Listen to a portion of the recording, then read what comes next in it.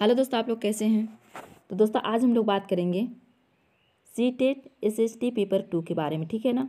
और वो एनसीईआरटी होगा और ये 7 क्लास की 8 चैप्टर है और इस चैप्टर का नाम है ईश्वर से अनुराग। क्या है दोस्तों? तो ईश्वर से अनुराग, ठीक है ना।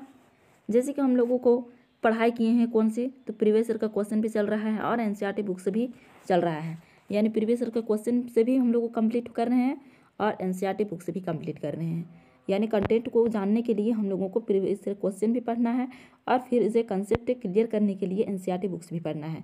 तो दोनों को साथ में लेकर के चल रहे हैं। तो दोस्तों 8 चैप्टर आज हैं, यानी अब ज़्यादा नहीं बचा हुआ है 7 क्लास की जो हिस्ट्री चल रही है, ये बचा हुआ है सिर्फ और 2 चैप्टर इसको छोड़ करके, ठीक है ना। तो चलिए शुरू करते हैं, उसके बाद फिर ज्योग्राफी करेंगे या 8 क्लास की हिस्ट्री ही शुरू करेंगे। तो देखिए दोस्तों, फर्स्ट में क्या है, तो अपने लोगों को पूजा पाठ करते अथवा भजन कीर्तन या कवाली गाते या चुपचाप ईश्वर के नाम का जाप करते हुए देखा होगा। ऑब्वियसली बात है, ये सारी चीज़ ये देखा होंगे, ये सभी लोग देखते हैं और सभी लोग देखे हैं या सब लोग करते भी हैं। अपने यह भी गौर किया होगा कि उनमें से कुछ तो इतने भाव और विभोर हो जाते हैं कि उनकी आंखों में क्या होते हैं, आंसू भर आते हैं। ईश्वर के प्रति ऐसा प्रेम भाव या गहरी भक्ति उन विभिन्न प्रकार के भक्ति तथा सूफी आंदोलन के देन है, जिनका 8वीं शताब्दी से उद्भव होने लगा। क्या हुआ? 8वें शताब्दी से उद्भव होने लगा। नेक्स्ट है दोस्तों कि परमेश्वर का विचार। क्या है? परमेश्वर का विचार। बड़े बड़े राज्यों के उदय होने से पहले भिन्न भिन्न समूहों के लोग अपने अपने देवी देवताओं की पूजा किया करते थे। क्या किया करते थे? तो देवी देवताओं को पूजा किया करते थे। जब लोग नगरों के विकास और व्यापार तथा साम्राज्यों के माध्यम से एक साथ आते गए, तब नए नए विचार विकसित होने लगे। क्या हुआ? तब नए नए विचार विकसित होने लगे। यह बात व्यापक रूप से स्वीकार की जाने लगी कि सभी जीवधारी अच्छे तथा बुरे कर्म करते हुए जीवन मरण और पुनर्जीवन की अनंत चक्रों से गुजरते हैं। इसी प्रकार यह विचार भी गहरे बैठ गया था कि सभी व्यक्ति जन्म के समय भी एक बराबर नहीं होते हैं। क्या होते हैं? जन्म के समय भी एक बराबर नहीं होते हैं। यह मान्यता कि सामाजिक विशेषधारी का किसी उच्च परिवार अथवा उच्च जाति में पैदा होने के कारण मिलते हैं। कई पांडित्य पूर्ण ग्रंथों का विषय था कि अनेक लोग ऐसे विचारों के कारण बेचैन थे, इसीलिए वे बुद्ध तथा जैनों के उपदेशों की ओर उन्मुख हुए। कौन कौन? तो बुद्ध और जैन के उपदेशों की उन्मुख हुए, जिनके अनुसार व्यक्तिगत प्रयासों से सामाजिक अंतरों को दूर किया जा सकता है और पुनर्जन्म के चक्र से छुटकारा पाया जा सकता है। कुछ अन्य लोग परमेश्वर संबंधी इस विचार से आकर्षित हुए कि यदि मनुष्य भक्ति भाव से परमेश्वर की शरण में जाए तो परमेश्वर व्यक्ति को इस बंधन से मुक्त कर सकता है।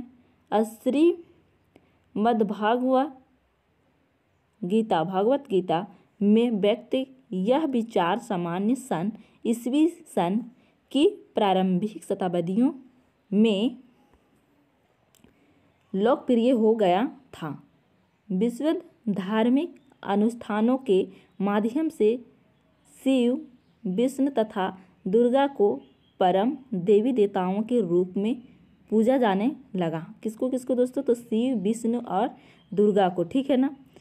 साथ साथ भिन्न भिन्न क्षेत्रों में पूजे जाने वाले देवों एवं देवियों को विष्णु और दुर्गा का रूप माना जाने लगा। इसी प्रक्रिया में स्थानीय मिथक तथा किस्से कहानियाँ और पौराणिक कथाओं के अंग बन गए और पुराणों में पूजा की जिन पद्धतियों की अनुशंसा की गई थी उन्हें स्थानीय पंथों में भी अपनाया जाने लगा।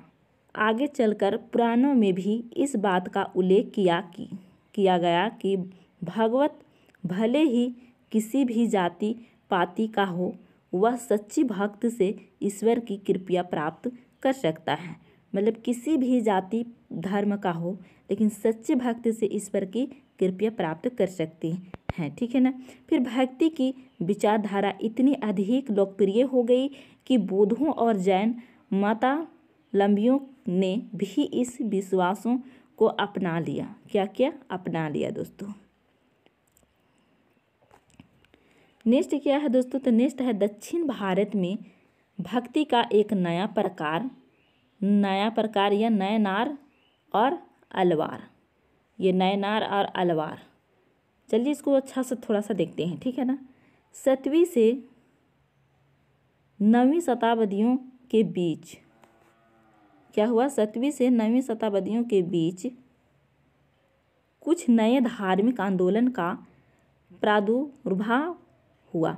इन आंदोलनों का नेतृत्व नयनारों मतलब शैव संतों और अलवारों वैष्णव संतों, मतलब नयनारों हो गया शैव संतों और अलवार हो गया वैष्णव संतों ने किया।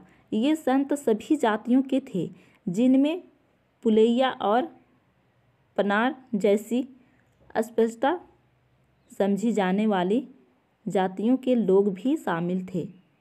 बौद्धों और जैनों के कटु आलोचक थे और शिव तथा विष्णु के प्रति सचेत प्रेम को मुक्ति का मार्ग बताते थे। उन्होंने संगम साहित्य तमिल साहित्य का प्राचीनतम उदाहरण है। कौन कौन, तो संगम साहित्य और प्राचीन और तमिल साहित्य, ठीक है ना। और सामान्य सन यानी ईस्वी सन की प्रारंभिक शताब्दियों में रचित में साहित्य प्यार और शूरवीरता के आदर्शों को अपनाकर भक्ति के मूल्यों में उनका समावेश किया था। और नयनार और अलवार घुमक्कड़ साधु संत थे। क्या थे, नयनार और अलवार घुमक्कड़ साधु संत थे। वे जिस किसी स्थान या गांव में जाते थे, वहां के स्थानीय देवी देवताओं की प्रशंसा में सुंदर कविताएं रचकर उन्हें संगीतबद्ध कर दिया करते थे। क्या करते थे, सुंदर कविताएं रचकर इसको संगीतबद्धिता कर दिया करते थे। नेक्स्ट है दोस्तों कि नयनार और अलवार कुल मिलाकर 63 नयनार थे। नयनार ऐसे थे जो कुम्हार, अस्पष्टता और कामगार और किसान, शिकारी, सैनिक, ब्राह्मण और मुखिया जैसे अनेक जातियों में पैदा हुए थे। उनमें सर्वाधिक प्रसिद्ध थे अपार और संबंदर और सुंदरार और मनिका वसागर। उनके गीतों के 2 संकलन हैं, अरबेतरम और तिरुवाचक्कम। अलवार संत संख्या में 12 थे। मतलब ये नयनार में कितने थे, तो 63 थे। और अलवार में कितने थे दोस्तों, तो अलवार में 12 थे, ठीक है ना। कितने थे, तो 12 थे। वे भी भिन्न भिन्न प्रकार की पृष्ठभूमि से आए थे। उनमें से सर्वाधिक प्रसिद्ध थे पेरियार अलवार। क्या थे, पेरियार अलवार। उनकी पुत्री अंडाल टोंडर डिपोडी अलवार और नम्मा लवार। उनके गीत दिव्य प्रबंधम में संकलित हैं। नेक्स्ट क्या है, 10वीं से 12वीं सदियों के बीच चोल और पांड्य राजाओं ने उन अनेक धार्मिक स्थलों पर विशाल मंदिर बनवा दिए जहाँ की संत और कवियों ने यात्रा की थी। उन प्रकार भक्ति परंपरा और मंदिर पूजा के बीच गहरे संबंध स्थापित हो गए। यही वह समय था जब उनकी कविताओं का संकलन तैयार किया गया था और इसके अलावा अलवारों तथा नैनार संतों की धार्मिक जीवनियाँ भी रची गई। किसका? तो अलवार और नैनार की धार्मिक जीवनियाँ भी रची गई। आज हम भक्ति परंपरा के इतिहास लेखन में इन जीवनियों का स्रोत के रूप में उपयोग करते हैं। इन जीवनियों को हम लोग किस रूप में उपयोग करते हैं? तो ये स्रोत के रूप में उपयोग करते हैं दोस्तों, ठीक है ना। चित्र में देखिए यहाँ पर ये कांसे का प्रतिमा है। क्या चीज़ का प्रतिमा है? तो ये कांसा की प्रतिमा है, ठीक है ना। नेक्स्ट है भक्त और भगवान। भक्त और भगवान, ठीक है ना। मनिका वसागर की एक रचना।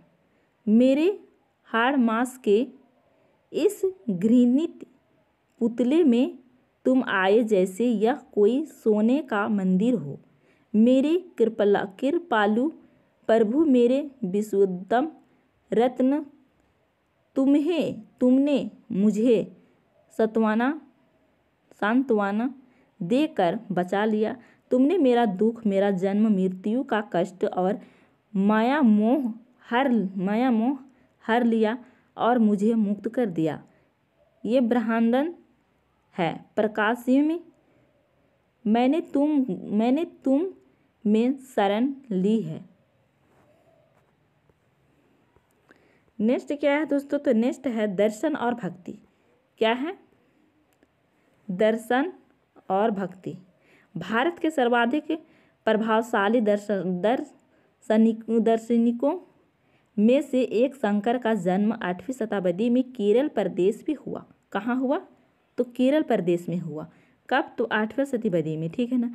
वे अद्वैतवाद के समर्थक थे। किसका? तो अद्वैतवाद के समर्थक थे, जिसके अनुसार जीवात्मा और परमात्मा जो परम सत्य है। क्या है? जीवात्मा और परमात्मा जो परम सत्य है, दोनों एक ही है। उन्होंने यह शिक्षा दी कि ब्रह्मा जो एकमात्र या परम सत्य है और निर्गुण और निराकार है। और शंकर ने हमारे चारों ओर के संसार को मिथ्या या माया माना और संसार का परित्याग करने या अर्थात संन्यास लेने और ब्रह्मा की सही प्रकृति को समझने और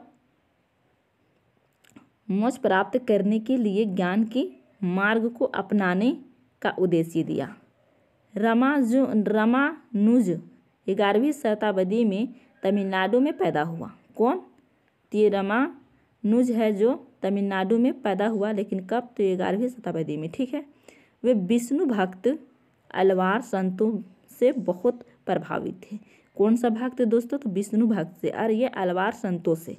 विष्णु भक्त से और अलवार संतों से। ये किसने था? तो रामानुज है, ठीक है ना। उसके बाद बहुत प्रभावित थे। उनके अनुसार मोक्ष प्राप्त करने का उपाय विष्णु के प्रति अनन्य भक्ति भाव रखना है और भगवान विष्णु की कृपा दृष्टि से भक्त उनके साथ एकाकार होने का परमानंद प्राप्त कर सकता है। और रामानुज ने विशिष्टता वेद के सिद्धांत को प्रतिपादित किया और जिसके अनुसार आत्मा परमात्मा से जुड़ने के बाद भी अपनी अलग सत्ता बनाए रखती है। रामानुज ने रूज के सिद्धांत के भक्ति की नई धारा को बहुत प्रेरित किया, जो परवर्ती काल में उत्तरी भारत में विकसित हुई। कब? तो उत्तरी भारत में विकसित हुई, ठीक है ना। फिर ये क्या है नेक्स्ट दोस्तों? तो ये है बसवन्ना का विषयवाद। चलिए इसको देखते हैं, ठीक है ना। हमने पहले पढ़ा कि तमिल भक्ति आंदोलन और मंदिर पूजा के बीच क्या संबंध थे। इसके परिणाम स्वरूप जो प्रतिक्रिया हुई वह वसवन्ना और अल्लामा प्रभु और अक्क महादेव जैसे उसके साथियों द्वारा प्रारंभ किए गए वीरशैव आंदोलन में स्पष्टता दिखलाई देती है। यह आंदोलन 12वीं शताब्दी के मध्य में कर्नाटक में प्रारंभ हुआ। कहाँ हुआ? तो कर्नाटक में प्रारंभ हुआ था और वीरशैवों ने सभी व्यक्तियों की समानता के पक्ष में और जाति तथा नारी के प्रति व्यवहार के बारे में ब्राह्मणवादी विचारधारा के विरुद्ध अपने प्रबल तर्क प्रस्तुत किए। इनके अलावा वे सभी प्रकार के कर्मकांडों और मूर्ति पूजा के विरोधी थे। क्या थे? कर्मकांड और मूर्ति पूजा के विरोधी थे दोस्तों। ठीक है ना। चलिए नेक्स्ट चलते हैं दोस्तों।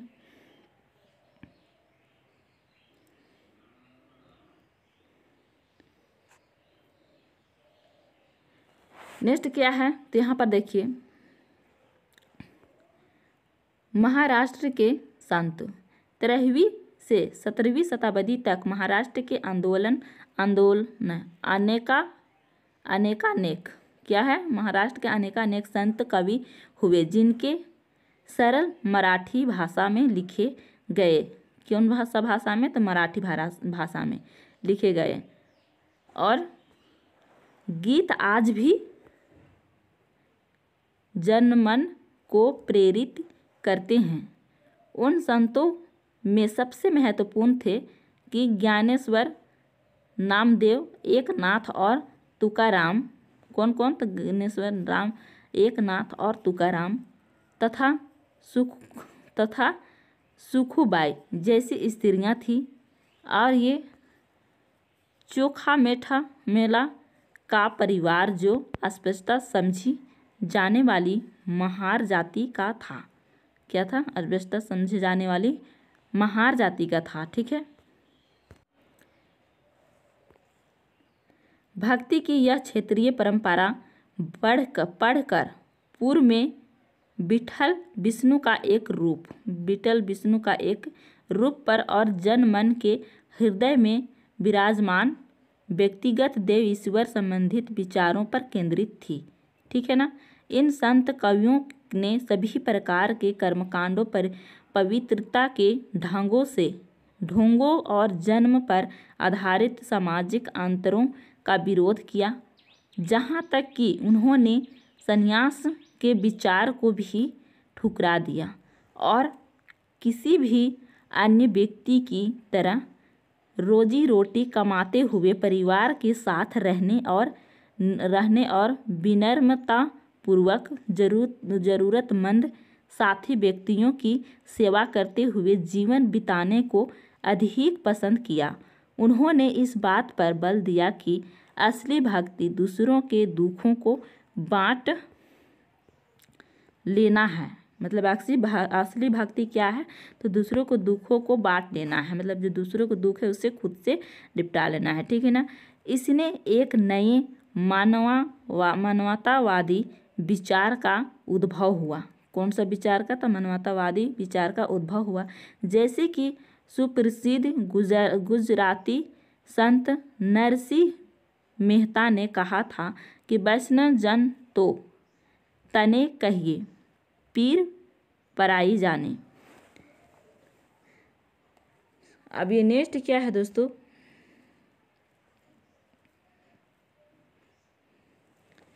नेक्स्ट है कि नाथपंथी सिद्ध और योगी। इस काल में अनेक ऐसे धार्मिक समूह उभरे जिन्होंने साधारण तर्क और वितर्क का सहारा लेकर रूढ़िवादी धर्म के कर्मकांडों और अन्य बनावटी पहलुओं तथा समाज व्यवस्था की आलोचना की। उनमें नाथपंथी सिद्धाचार्य और योगी जिन उल्लेखनीय है। उन्होंने संसार का परित्याग करने का समर्थन किया। मतलब संसार का परित्याग करने का समर्थन किया और विचार से निराकर परम सत्य का चिंतन मनन और उनके साथ एक हो जाने की अनुभूति हो मोक्ष का मार्ग है। इसके लिए उन्होंने योगासन, प्राणायाम और चिंतन मनन जैसी क्रियाओं के माध्यम से मन एवं शरीर को कठोर प्रशिक्षण देने की आवश्यकता पर बल दिया। ये समूह खास तौर पर नीचे कही जाने वाली जातियों के बहुत लोकप्रिय हुए। मतलब जो खास नीचे जो जाति थे उन लोगों को ये खास हुए, ठीक है ना। उनके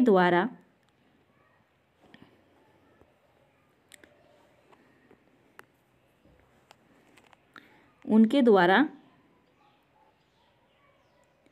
की गई रूढ़िवादी धर्म की आलोचना ने भक्ति मार्गीय धर्म के लिए आधार तैयार किया, जो आगे चलकर उत्तरी भारत में लोकप्रिय शक्ति बना।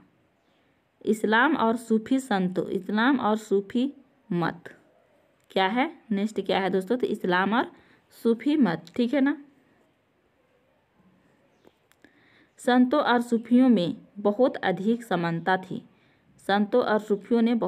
समानता थी।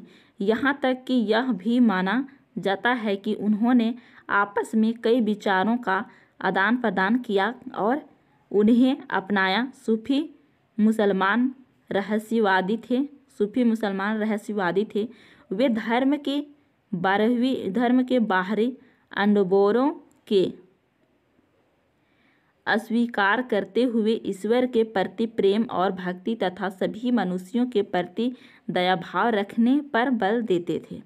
क्या करते थे वो? सभी मनुष्य के प्रति दयाभाव रखने पर बल देते थे।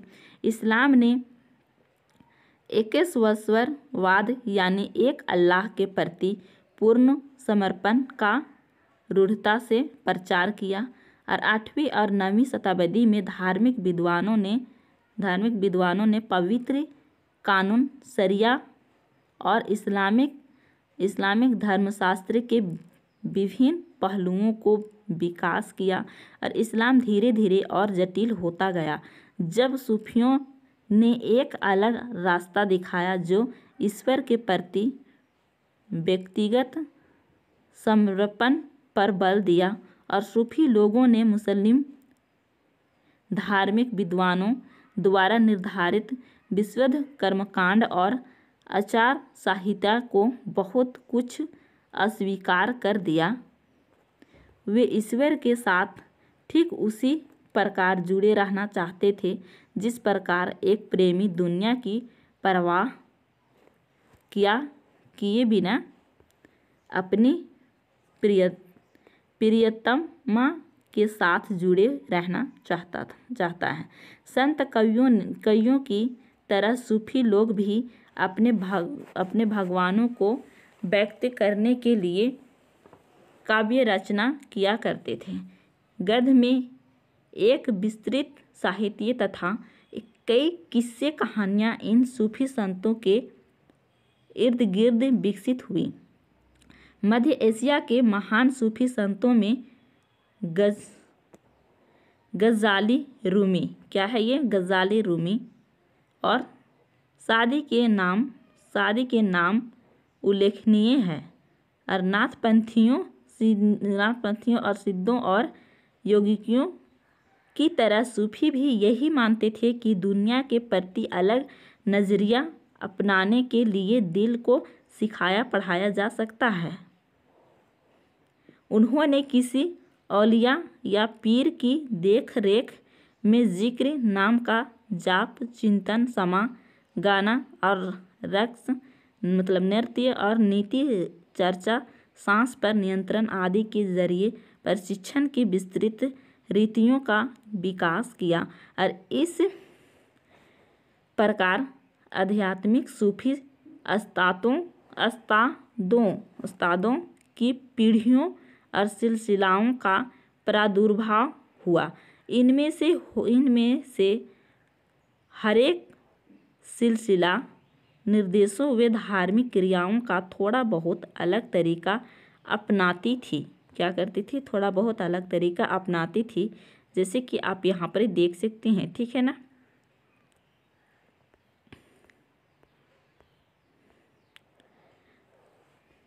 नेक्स्ट है 11वीं शताब्दी से अनेक सूफी जन मध्य एशिया से आकर हिंदुस्तान में बसने लगे। दिल्ली सल्तनत की स्थापना के साथ यह प्रक्रिया उस समय और भी मजबूत हो गई जब उपमहाद्वीप में सर्वत्र बड़े बड़े अनेक सूफी केंद्र विकसित हो गए। और चिश्ती सिलसिला इन सभी सिलसिलाओं में से सबसे अधिक प्रभावशाली था। इसमें औलियाओं की एक लंबी परंपरा थी, जैसे अजमेर के ख्वाजा मोइनुद्दीन चिश्ती, दिल्ली के कुतुबुद्दीन बख्तियार काकी, पंजाब के बाबा शरीफ, दिल्ली के ख्वाजा निजामुद्दीन औलिया और गुलबर्ग के बंदा नवाज गैसुदराज, ठीक है ना।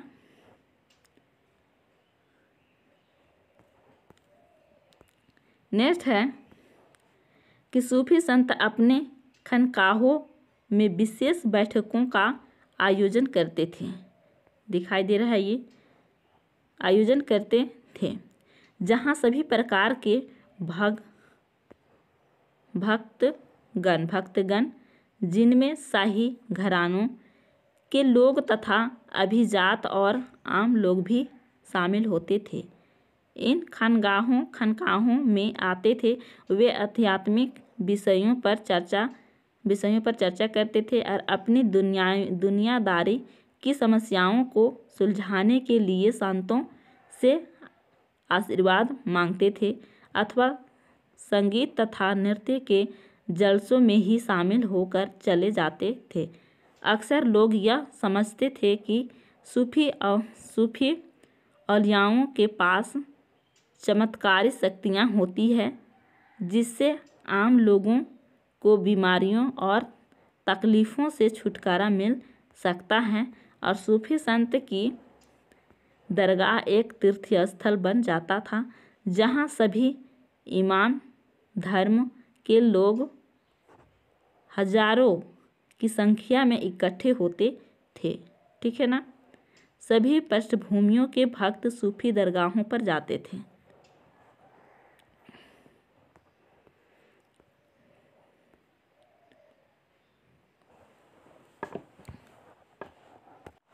नेक्स्ट है कबीर, नज़दीक से एक नज़र। कबीर संभवतः 15वीं-16वीं दशक में हुए थे। वे एक अत्यधिक प्रभावशाली संत थे। उनका पालन पोषण बनारस में या उसके आसपास के एक मुसलमान जुलाहा यानी बुनकर परिवार में हुआ था। कहाँ? जुलाहा यानी बुनकर परिवार में हुआ था। उनके जीवन के बारे में हमारे पास बहुत कम विश्वसनीय जानकारी है, मतलब उनके जीवन के बारे में हमारे पास बहुत कम जानकारी है और हमें उनके विचारों की जानकारी उनकी सखियों और पदों के विशाल संग्रह से मिलती है, जिनके बारे में यह कहा जाता है कि इनकी रचना तो कबीर ने की थी। क्या? इनकी रचना तो कबीर ने की थी, परंतु ये घुमंतु भजन गायकों द्वारा गाए जाते थे। इनमें से कुछ भजन गुरु ग्रंथ साहब, पंचवानी और बीजक में संग्रहित एवं सुरक्षित है। पंचवानी और बीजक में, ठीक है ना।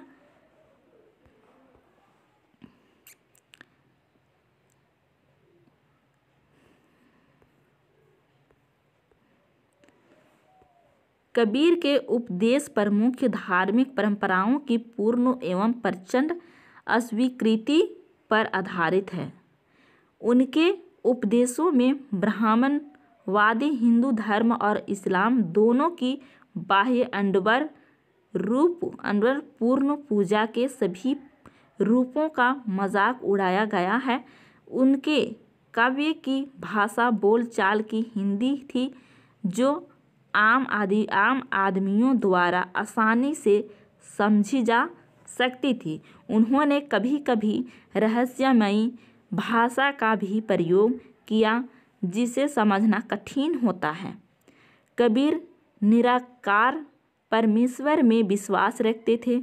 उन्होंने यह उपदेश दिया कि भक्ति के माध्यम से ही मोक्ष यानी मुक्ति प्राप्त हो सकती है। हिंदू तथा मुसलमान दोनों लोग उनके अनुयायी हो गए। कौन? तो हिंदू तथा मुसलमान दोनों लोग क्या हो गए? तो कबीर का अनुयायी हो गए।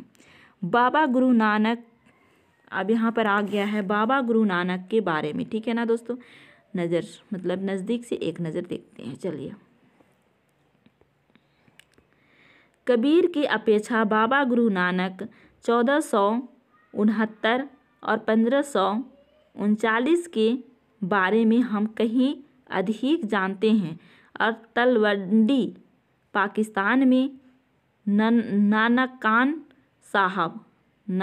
साहब में जन्म लेने वाले बाबा गुरु नानक ने करतारपुर रावी नदी के तट पर डेरा बाबा नामक, कहाँ पर? तो रावी नदी, ठीक है ना।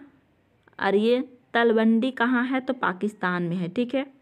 एक केंद्र स्थापित करने से पहले कई यात्राएं की उन्होंने अपने अनुयायियों के लिए करतारपुर में एक नियमित उपासना पद्धति अपनाई, जिनके अंतर्गत उन्हीं के शब्दों भजनों को गाया जाता था।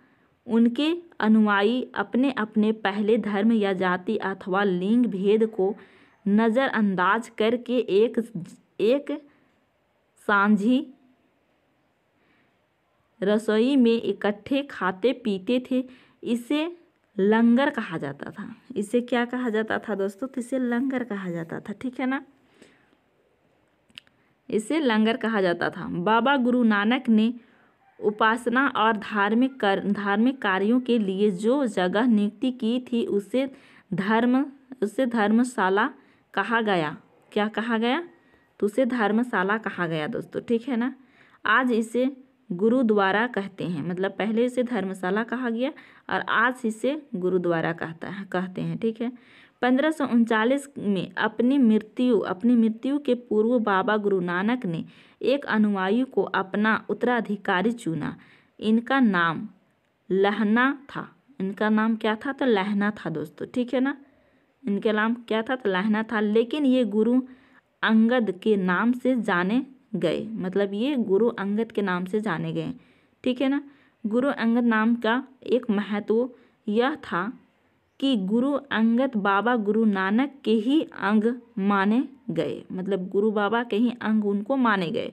गुरु अंगद ने बाबा गुरु नानक की रचनाओं का संग्रह किया और उससे संग्रह में अपनी कृतियां भी जोड़ दी। संग्रह एक नई लिपि गुरुमुखी में लिखा गया था। गुरुमुखी में लिखा गया था, जो कि ये है, ठीक है ना। गुरु अंगद के 3 उत्तराधिकारियों ने भी अपनी रचनाएं नानक के नाम से लिखी। इन सभी का संग्रह गुरु अर्जन ने 1604 में किया। कब किया? तो गुरु अर्जन ने 1604 में किया। इस संग्रह में शेख फरीद, संत कबीर, भगत नामदेव और गुरु तेग बहादुर जैसे सूफियों, संतों और गुरुओं की वाणी जोड़ी गई। क्या हुई? गुरुओं को वाणी जोड़ी गई। 1706 में इस बृहद संग्रह को गुरु तेग बहादुर के पुत्र उत्तराधिकारी गुरु गोविंद सिंह ने प्रमाणित किया। क्या किया? तेग बहादुर के पुत्र उत्तराधिकारी गोविंद सिंह ने प्रमाणित किया। और आज इस संग्रह को सिखों के पवित्र ग्रंथ गुरु ग्रंथ साहब के रूप में जाना जाता है। क्या करता है? गुरु ग्रंथ साहब के रूप में जाना जाता है। और 16वीं शताब्दी में बाबा गुरु नानक के उत्तराधिकारियों ने नृत्य में अनेक अनुयायियों के संख्या का विस्तार हुआ। ये अनुयायी कई जातियों के थे, परंतु इनमें व्यापारी, कृषक और शिल्पकार ज़्यादा थे। कौन कौन? तो व्यापारी और कृषक और शिल्पकार ज़्यादा थे।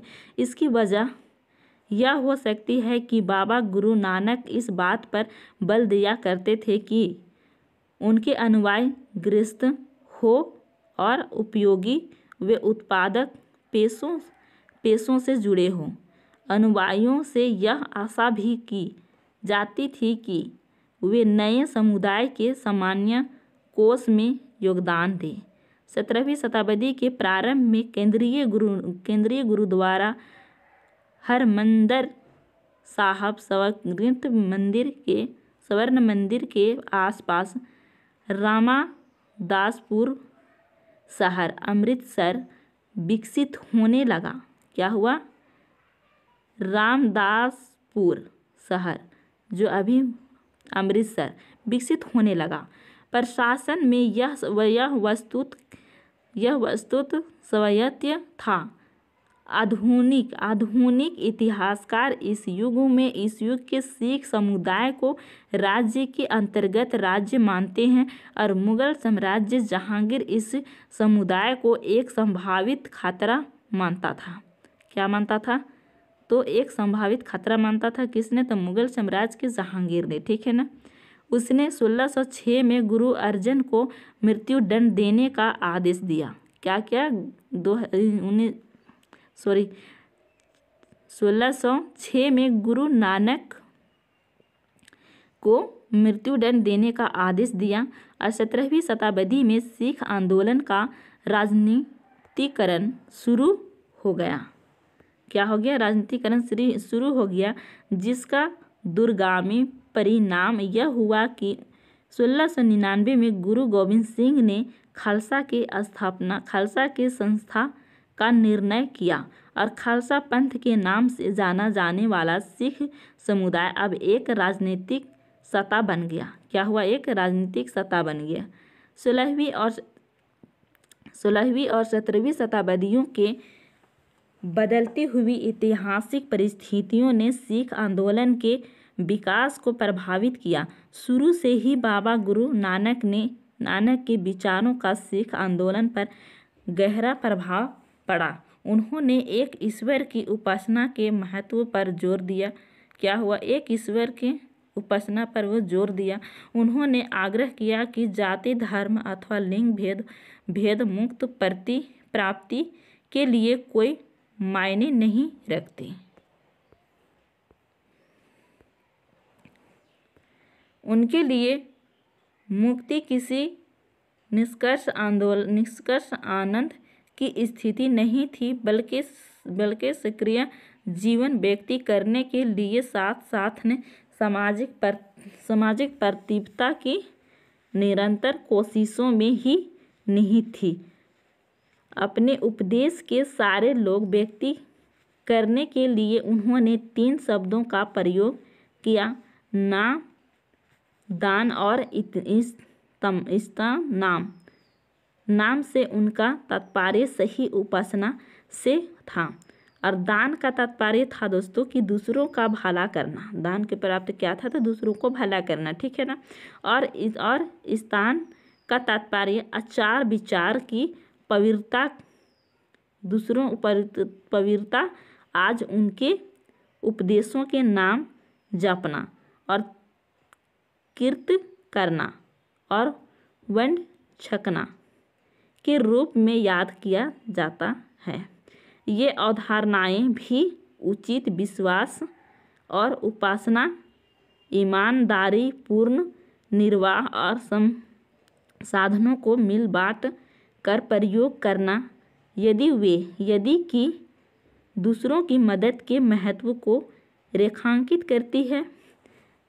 इस तरह बाबा गुरु नानक के समानता के विचारों के सामाजिक, राजनीतिक और मायने थे।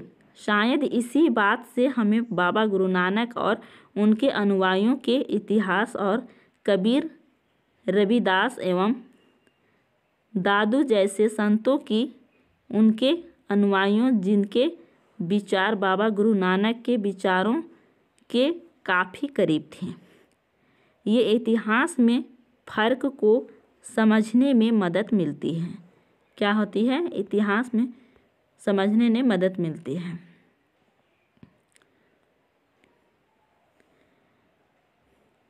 तो दोस्तों आज का वीडियो में इतना ही।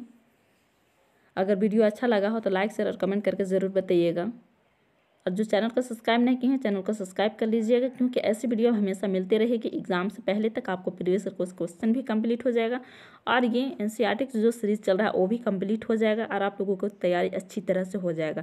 कंसेप्ट भी क्लियर होगा और कितना तैयारी और कैसे तैयारी किया जा रहा है वो भी प्रीवियस क्वेश्चन से पता चल जाएगा। ठीक है ना, कि कितना